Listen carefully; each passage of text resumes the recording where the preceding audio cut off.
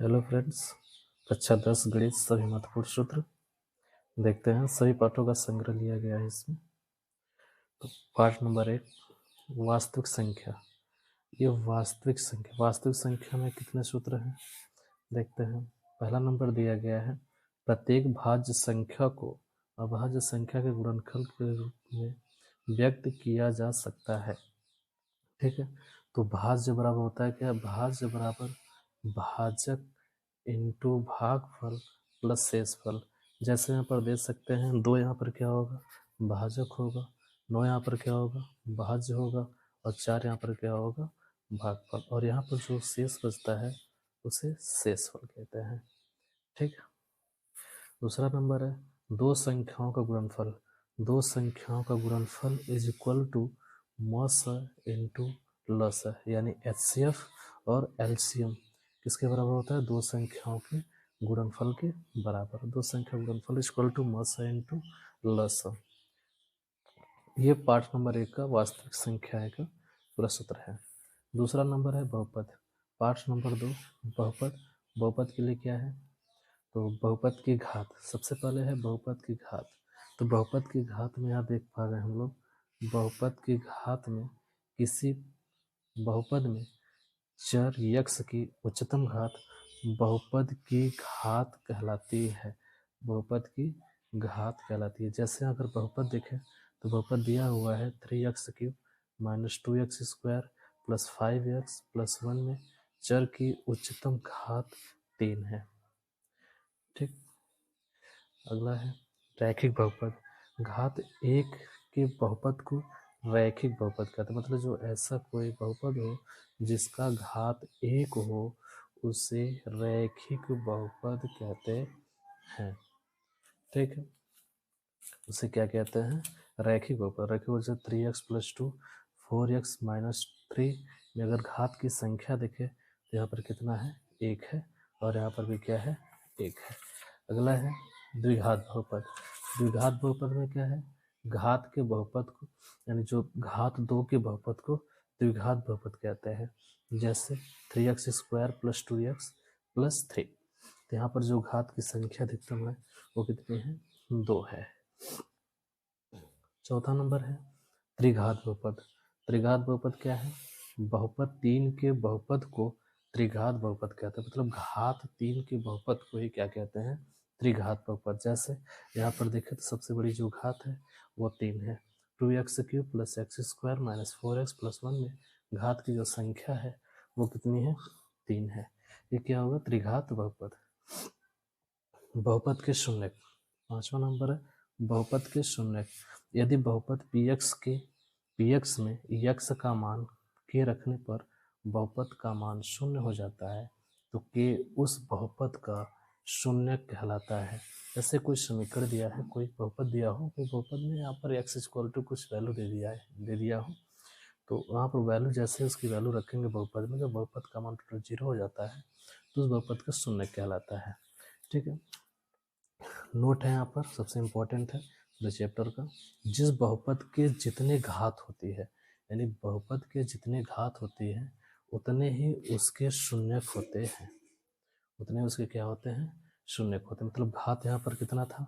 3 था, तो इसके शून्य कितने होंगे? 3 होंगे। यहाँ पर घात कितना था? 2 था, तो इसके जो शून्यक होंगे 2 होंगे। ठीक है, छठवां नंबर क्या है? द्विघात बहुपद के शून्यकों एवं गुणांकों में संबंध। द्विघात बहुपद के शून्य का गुणांक में क्या संबंध होता है? यदि बहुपद px is equal to ax² plus bx plus c के शून्यक अल्फा तथा बीटा हो तो शून्यकों का योग कैसे निकालते हैं? माइनस x का गुणांक अपॉन में x² का गुणांक। यहाँ पर जो बहुपद दिया गया था वो x², तो x² का जो गुणांक है वो a है, और जो x का गुणांक है वो b है, और अचर पद यहाँ पर क्या है? c है। तो अर्थात alpha plus beta is equal to minus b upon में ए। ये क्या हो जाएगा? शून्यकों का योग हो जाएगा। शून्यकों का गुणनफल। शून्यकों का गुणनफल क्या है? अचर पद अपॉन में x² का गुणांक। तो अचर पद यहाँ पर क्या है? अगर बहुपद की बात करें तो बहुपद में अचर पद c है, तो c अपॉन में a। अर्थात alpha into beta equal to c upon में ए, ये बहुपद का क्या हो जाएगा, गुणनफल हो जाएगा। तीसरा पॉइंट है, 7वां पॉइंट है, यदि द्विघात बहुपद के शून्यक दिए हो तो बहुपद ज्ञात करना। अगर द्विघात बहुपद के अगर शून्यक दिए गए हैं तो उसको बहुपद कैसे ज्ञात करेंगे, तो बहुपद ज्ञात करने का सूत्र होता है एक्स स्क्वायर प्लस शून्यकों का योग इंटू शून्यकों का गुणनफल। ठीक है, अल्फा प्लस बीटा क्या है, शून्य का योग है, अल्फा इंटू बीटा क्या है, शून्य का गुणनफल है। ये बहुपद चैप्टर का था। तीसरा चैप्टर है दो चर वाले रैखिक समीकरण युग्म। दो चर वाले रैखिक समीकरण युग्मों को किस तरीके से हल किया जाता है, उसके क्या क्या सूत्र हैं, इंपॉर्टेंट सूत्र यहाँ पर दिए गए हैं। तो पहला पॉइंट है दो चर वाले रैखिक समीकरण। दो चर वाले रैखिक समीकरण क्या है, a x plus b y plus c equal to 0। ये दो चर वाले रैखिक समीकरण का व्यापक सूत्र है। दूसरा नंबर, दो चर वाले रैखिक समीकरण युग्म के हलों की प्रकृति। उसके हलों की प्रकृति हम लोग कैसे देखेंगे, जैसे जानते हैं ना कि हम लोग संगत कैसे आता है, असंगत कैसे आता है, प्रतिच्छेदी है कि समांतर है, इन सब चीज़ों को देखेंगे। यदि समीकरण युग्म दिया हो a1x plus b1y plus c1 equal to 0, a2x plus b2y plus c2 equal to 0, तो यहाँ पर अनुपातों की पहले क्या करेंगे, तुलना। अनुपातों की तुलना के लिए हमने एक सारणी बनाया हुआ है, इस सारणी के माध्यम से अच्छे से आप लोग को समझ में आ जाएगा। अनुपातों की तुलना, अनुपातों की तुलना में अगर यहाँ पहला नंबर है a1/a2 नॉट इक्वल b1/b2 हो, a1/a2 नॉट इक्वल b1/b2, तो जो निरूपित रेखाएं होती हैं वो प्रतिच्छेदित रेखाएं कहलाती हैं। कैसी रेखाएं होती हैं, प्रतिच्छेदित रेखाएं होती हैं, और उनका हल क्या होता है, केवल एक ही हल होता है, अर्थात अद्वितीय हल होता है। ठीक है, एक ही हल या फिर अद्वितीय हल होता है। उसके मान कैसे होते हैं, संगत होता है। वो कैसा होता है, संगत होता है। दूसरा पॉइंट दिया गया है a1/a2 is equal to b1/b2 not equal c1/c2। अगर ऐसे कंडीशंस में दिया रहेगा तो रेखाएं कैसी हो जाएगी, समांतर होगी, और इसका कोई हल नहीं होगा, और इसके मान कैसे होंगे, असंगत होंगे। ठीक है, अगर रेखाएं तीनों बराबर a1/a2 is equal to b1/b2 is equal to c1/c2, तो रेखाएं उसके कैसे होंगे, समपाती रेखाएं होंगी, और उसके हल कैसे होंगे, अपरिमित रूप से अनेक हल होंगे, और उसका मान कैसा होगा, संगत मान होगा। उसका मान कैसा होगा, यहाँ पर संगत मान होगा। तो फ्रेंड्स एक बार देख लीजिएगा, स्क्रीनशॉट ले लीजिएगा, समझ में आता है तो इसको अच्छे से देख लीजिएगा। आप लोग के एग्जाम में 1 से 2 नंबर तो देकर ही जाएगा। दूसरा क्वेश्चन है, चलो, दो चर वाले रैखिक समीकरण युग्मों को हल किस विधि से किया जाता है। तो हल करने की दो विधियां हैं, एक ग्राफीय विधि, एक बीजगणितीय विधि। ग्राफीय बीजगणितीय विधि में क्या है, विस्थापन विधि और विलोपन विधि। आप लोग दोनों विधि पढ़े होंगे, जानते होंगे। ठीक है, अच्छे से देख लीजिएगा, इम्पोर्टेंट है, ये क्वेश्चंस आएंगे इसके पेपर में। पार्ट 4, द्विघात समीकरण। द्विघात समीकरण क्या है, द्विघात समीकरण वह समीकरण जिसमें चर यक्ष उच्चतम घात 2 होती है, द्विघात समीकरण कहलाती है। यानी द्विघात समीकरण क्या होता है, ऐसा कोई समीकरण हो जिसकी यक्ष का उच्चतम घात 2 हो, उसे द्विघात समीकरण कहते हैं। उदाहरण में लिया गया है x square plus 2x plus 1 equal to 0, x square minus 9 equal to 0। तो यहाँ पर आप लोग का जो द्विघात समीकरण लिया गया है वो द्विघात समीकरण है, क्योंकि यहाँ पर घात की संख्या कितनी है, 2 है। फिर द्विघात समीकरण का मानक रूप। द्विघात समीकरण का मानक रूप क्या है, ax square plus bx plus c equal to 0, जहाँ a, b और c इक्वल टू क्या है, 0 है। द्विघात समीकरण के मूल। द्विघात समीकरण के मूल क्या है, द्विघात समीकरण के 2 मूल है।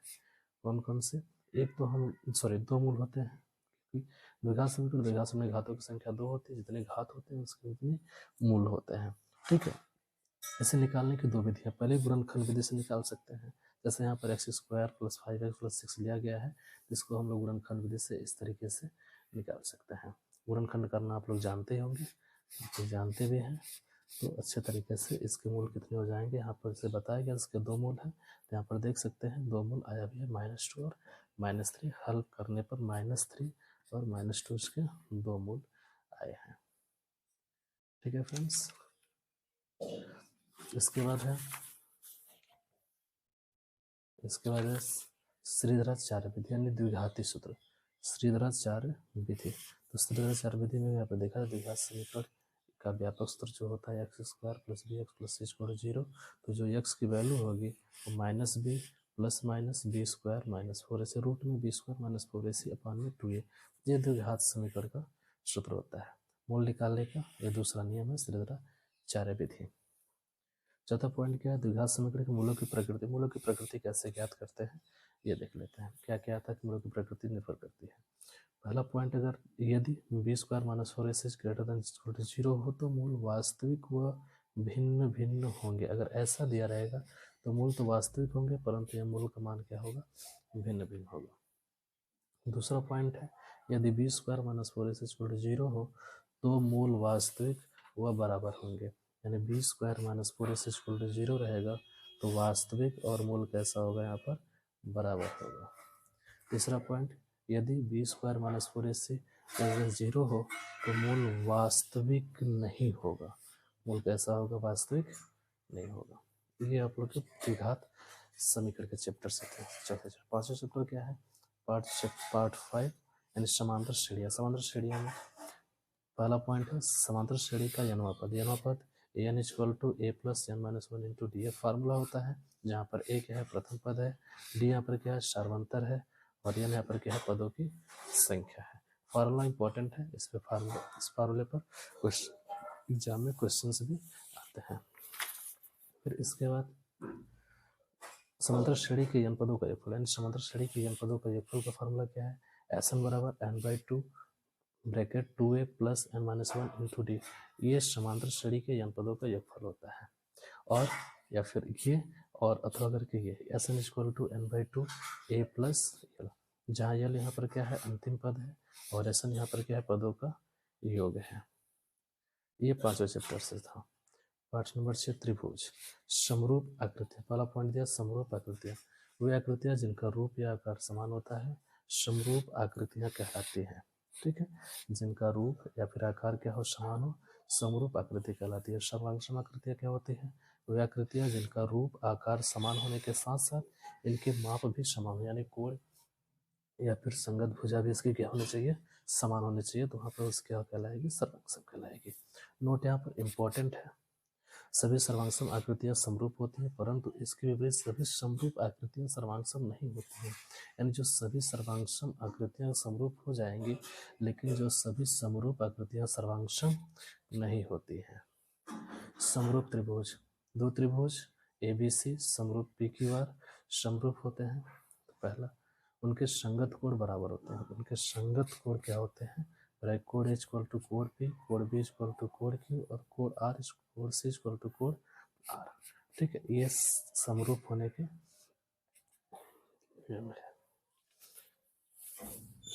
उसके बाद दूसरा पॉइंट है उनकी संगत भुजाएं समानुपाती होती है, यानी उनकी दिए गए जो संगत भुजाएं होती है समानुपाती होती हैं। AB अपान में PQ, BC अपान में QR, CAC अपान में PR। ठीक है, अगर मान लेते हैं ये दो त्रिभुज हैं ABC PQR, तो ये भुजा इस भुजा के, ये भुजा इस भुजा के और ये भुजा इस भुजा के क्या होगा, समानुपाती होगा। ठीक है, अगला पॉइंट है आधारभूत समानुपाती का प्रमेय। यहाँ पर प्रमेय दिया हुआ है, यदि निम्न आकृति के अनुसार त्रिभुज ABC और त्रिभुज ADE समरूप है। यहाँ पर अगर त्रिभुज ABC और त्रिभुज AD की बात करें तो इस तरीके से त्रिभुज ABC और DE, तो यहाँ पर जो त्रिभुज ABC होगा वो त्रिभुज AD के क्या है, समरूप है, यानी कह सकते हैं आकृतियां एक जैसे हैं तो कैसे हो जाएंगे, समरूप होंगे।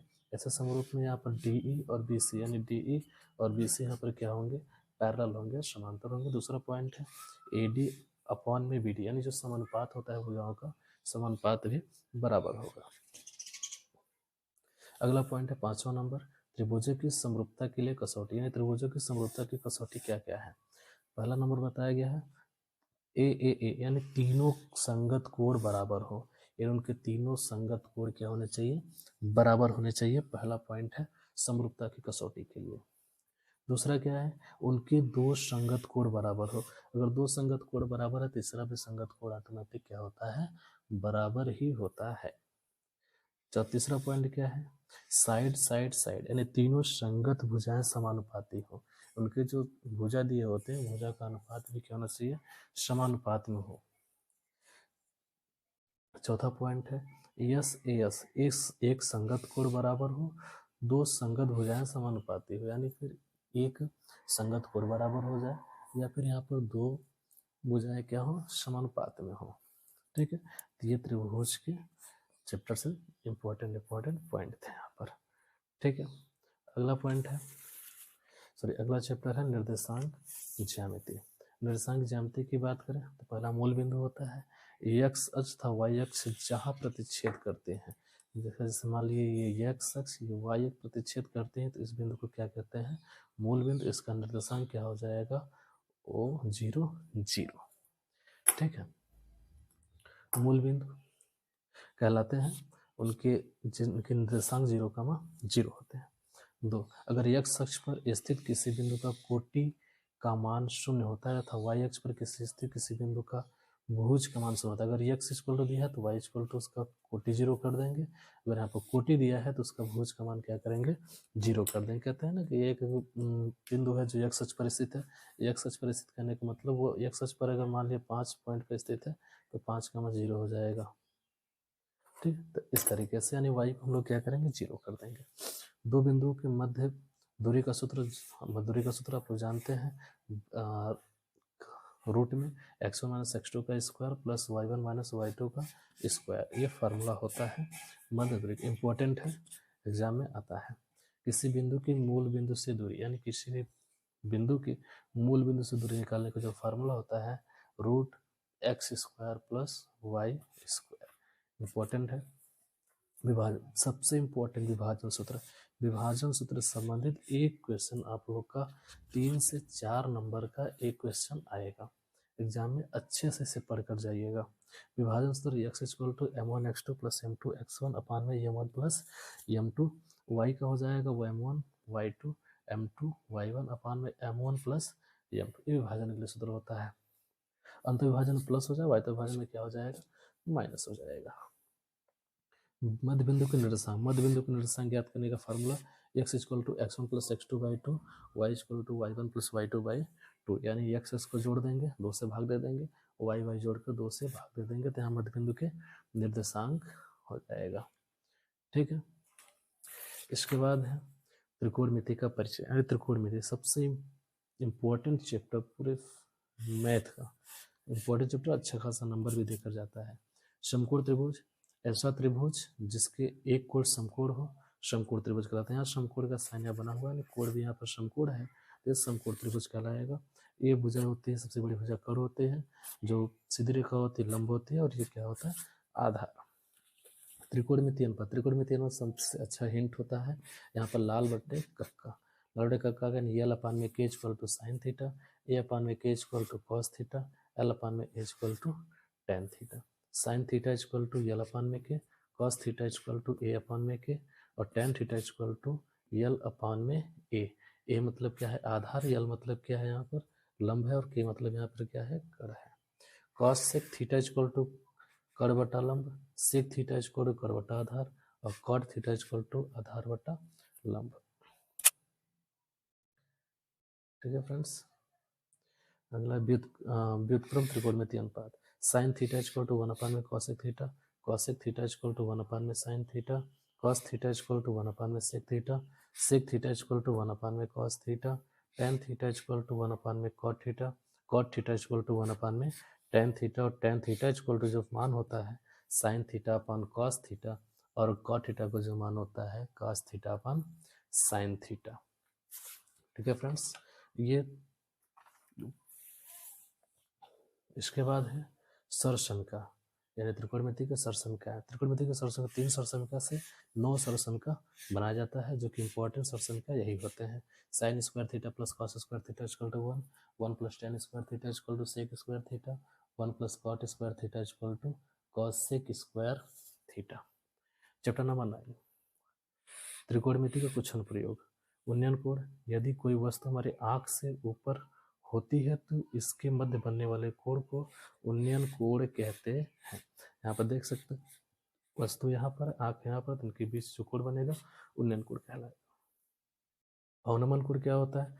अवनमन कोण, यदि कोई वस्तु हमारे आंख से नीचे होती है तो उनके मध्य बनने वाले कोण को अवनमन कोण कहते हैं। आप लोग देख सकते हैं यहाँ पर आंख है, यहाँ पर वस्तु है, तो आंख ऊपर है, वस्तु नीचे है, तो यहाँ पर जब देखा जाएगा तो उसके बीच कौन सा कोण बनेगा? अवनमन कोण बनेगा। ठीक है फ्रेंड्स, अगला पॉइंट है आप लोग का 11 number, breadth. Chapter number 10, breath.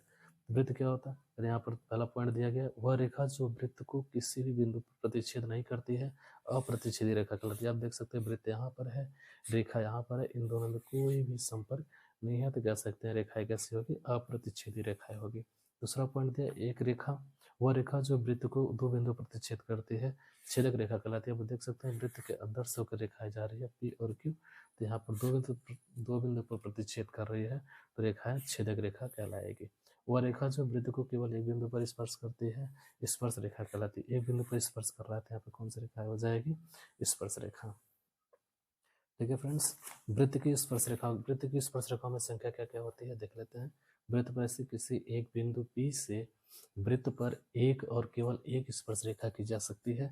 यहाँ पर देख सकते हैं सिर्फ और सिर्फ केवल एक ही रेखा, यानी स्पर्श रेखा की संख्या यहाँ पर कितनी हो जाएगी? एक हो जाएगी। स्पर्श रेखा की यहाँ पर संख्या क्या होगी? एक होगी। कितना होगा फ्रेंड्स? एक होगा। इसके बाद दूसरा पॉइंट है, वृत्त के बाहर स्थित बिंदु P से केवल दो स्पर्श रेखाएं खींची जा सकती हैं। तो यहाँ पर देख सकते हैं बिंदु P है, स्पर्श रेखाएं, बिंदु A मतलब PA और P भी दो स्पर्श रेखाएं हैं। वृत्त के अंदर स्थित बिंदु P से शून्य स्पर्श रेखाएं खींची जा सकती हैं। अगर वृत्त के अंदर कोई बिंदु है तो उस पर कोई भी स्पर्श रेखा नहीं खींची जा सकती, तो कह सकते हैं स्पर्श रेखाओं की संख्या यहाँ पर कितनी होगी? 0 होगी। अब 5वां नंबर है प्रमेय नंबर 1, वाह्य बिंदु से वृत्त पर खींची गई स्पर्श रेखाओं की लंबाइयां बराबर होती हैं। हाँ, ये लंबाई यहाँ पर क्या होती है? खींची गई स्पर्श रेखा, तो स्पर्श रेखा की लंबाई यहाँ पर क्या होगी? बराबर है PH इक्वल टू PB। प्रमेय नंबर 2, वृत्त के किसी बिंदु पर स्पर्श रेखा स्पर्श बिंदु से आने। प्रमेय नंबर 2, वृत्त के किसी बिंदु पर स्पर्श रेखा स्पर्श बिंदु से जाने वाली त्रिज्या पर लंब होती है। तो यहाँ पर देख सकते हैं वृत्त है और वृत्त की स्पर्श रेखा त्रिज्या पर जाने वाली क्या होती है? लंब होती है। ठीक है फ्रेंड्स, इसके बाद वृत्त से संबंधित अगला चैप्टर है वृत्तों से संबंधित क्षेत्रफल। पहला आता है वृत्त की परिधि। वृत्त की परिधि क्या होती है? 2πr। और वृत्त का क्षेत्रफल क्या होता है? πr²। वृत्त के त्रिज्यखंड का क्षेत्रफल, त्रिज्यखंड के क्षेत्रफल से कोण थीटा वाले त्रिज्यखंड का क्षेत्रफल होता है πr² थीटा 360। कोण थीटा वाले त्रिज्यखंड के संगत चाप हेवी की लंबाई थीटा 360 इंटू 2πr। दीर्घ त्रिज्यखंड का क्षेत्रफल वृत्तखंड का क्षेत्रफल अपॉन माइनस लघु त्रिज्यखंड का क्षेत्रफल। तीसरा पॉइंट है वृत्त के वृत्तखंड का क्षेत्रफल, वृत्तखंड का क्षेत्रफल इज इक्वल टू त्रिज्यखंड का क्षेत्रफल माइनस त्रिभुज OAB का क्षेत्रफल। वृत्तखंड का क्षेत्रफल theta 360 into πr² minus 1/2 r² sine theta. सबसे इम्पोर्टेंट सूत्र है ये दोनों, सबसे इम्पोर्टेंट सूत्र। दीर्घ वृत्तखंड का क्षेत्रफल πr² माइनस लघु वृत्तखंड का क्षेत्रफल। ठीक है फ्रेंड्स, अगला है चैप्टर है 12, पृष्ठ क्षेत्रफल और आयतन। पहला घनाभ। घनाभ क्या होता है? घनाभ की पृष्ठ क्षेत्रफल 2lb/h इंटू HL। ये फार्मूला आप लोग को पता होगा अच्छे से। घनाभ का आयतन लंबाई चौड़ाई इंटू ऊंचाई। घन क्या होता है? घन का पृष्ठ क्षेत्रफल तो 6 इंटू भुजा स्क्वायर। ये घनाभ से घनाभ क्या होता है? इसकी सारी भुजाएं क्या हो? बराबर हो। घन का आयतन क्या हो जाएगा? भुजा क्यूब। लंबवृत्तीय बेलन। बेलन का वक्र पृष्ठ क्षेत्रफल 2πrh। बेलन का संपूर्ण पृष्ठ क्षेत्रफल 2πr r प्लस h। बेलन का आयतन πr²h। ये क्या हो जाएगा? बेलन का आयतन हो जाएगा। शंकु। शंकु का वक्र पृष्ठ होता है πrl। शंकु का संपूर्ण पृष्ठ होता है संपूर्ण पृष्ठ क्षेत्रफल πr r प्लस l। ये सब इंपॉर्टेंट सूत्र है, इन सबको याद कर रट कर ही जाइएगा क्योंकि लगाने के लिए सूत्र सवाल दिए रहेंगे। गोला क्या है? गोले का पृष्ठ क्षेत्रफल 4πr², गोले का आयतन 4/3πr क्यूब। अर्धगोले का अर्धगोले का पृष्ठ क्षेत्रफल 2πr², अर्धगोले का संपूर्ण पृष्ठ क्षेत्रफल 3πr², अर्धगोले का आयतन 2π/3 πr³। ठीक है, गोले का आयतन। सांख्यिकी चैप्टर नंबर 13, माध्य, आंकड़ों का योग अपान में आंकड़ों की संख्या। सबसे इंपॉर्टेंट चैप्टर है, कम से कम ये 4 से 6 नंबर आप लोग को देखा जाएगा। विकल्प में 2 नंबर और बाकी 4 नंबर का क्वेश्चन आता है। प्रत्यक्ष विधि से माध्य निकालना, सिग्मा एफ एक्स अपान में सिग्मा एफ। कल्पित माध्य विधि से निकालना, a plus sigma f t upon में सिग्मा एफ। यहाँ पर कल्पित माध्य d equal to x1 minus a है। ठीक है, इसके बाद पग प्रचलन विधि से दिया है माध्य। पग प्रचलन विधि से माध्य ए प्लस सिग्मा एफ यू अपान में सिग्मा एफ इंटू एच, जहाँ ए क्या है कल्पित माध्य, u equal to x1 minus a upon h. माध्यक, माध्यक l plus n by two minus c upon f into h, ये माध्यक होता है जहाँ एल क्या है माध्यक वर्ग की निम्न सीमा है, एन प्रेक्षण की संख्या है, सी एफ माध्यक वर्ग से ठीक पहले आने वाले वर्ग की संचयी बारंबारता, या माध्यक वर्ग की बारंबारता, या यहाँ पर वर्ग की माप है।